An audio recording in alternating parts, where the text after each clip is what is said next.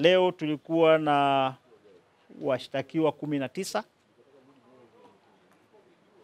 na 5 ambao walikuwa wametoka Longido. Kwa jumla tulikuwa nao 24.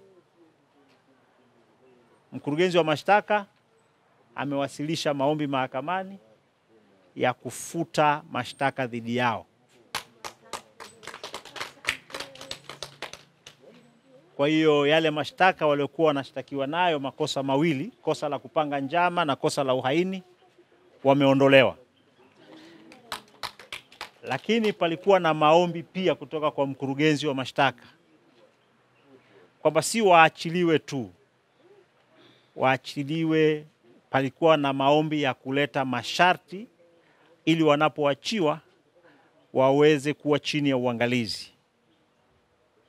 Maombi yale yamewasilishwa, yamesikilizwa na mahakama ikatoa maelekezo.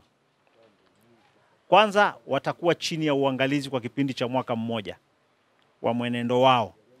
Wasijihusishe na makosa ya uvunjifu wa amani au makosa mengine yote ya jinai. Sharti la pili, watatakiwa kuripoti kituo cha polisi katika hicho kipindi cha uangalizi kila mwezi mara moja. Kwa hiyo na amri hiyo inaanza kutekelezwa leo. 3, palikuwa na sharti la kwamba wadhaminiwe au wajidhamini. Mahakama kwa busara yake ikasema kwa kuwa hawa walikuwa wanaletwa tu kwa ajili ya kesi yao kutajwa, taratibu za kuwezesha kuwa na wadhamini zinaanza kuwa ngumu.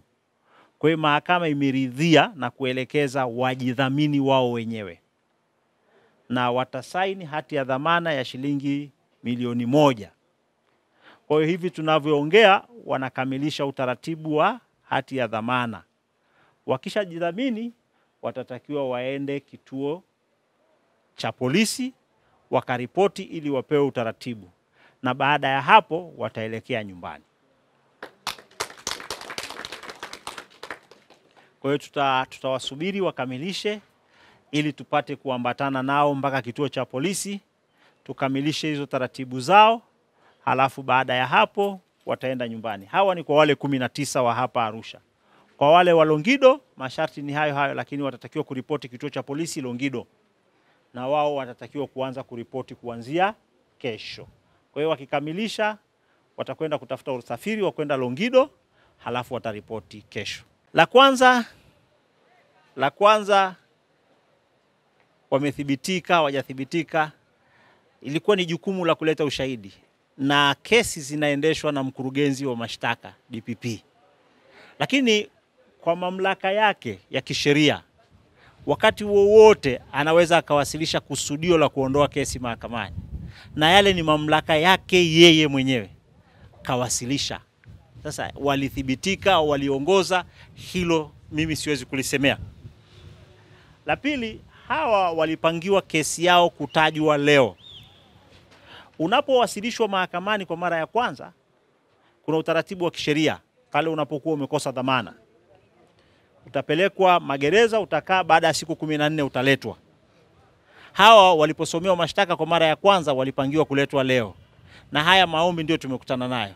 Wale wengine walisomewa mashtaka yao wakarudishwa magereza, wataletwa tena tarehe 3 na tarehe 4. Kwa sababu kuna utaratibu wa mashtaka na ofisi ya mashtaka, na kuna utaratibu wa mahakama. Ukishaletwa mahakamani, utaratibu wako unakuwa ni utaratibu wa kimahakama. Kwa hiyo tuwatarajie wao tarehe 3 na 4. Vinginevyo labda upande wa mashtaka kama watawasilisha maombi waletwe kabla ya tarehe hiyo. Sisi kama mawakili wa utetezi tutataarifiwa na tutaitwa na tutasikiliza, na vivyo hivyo tutawapa taarifa.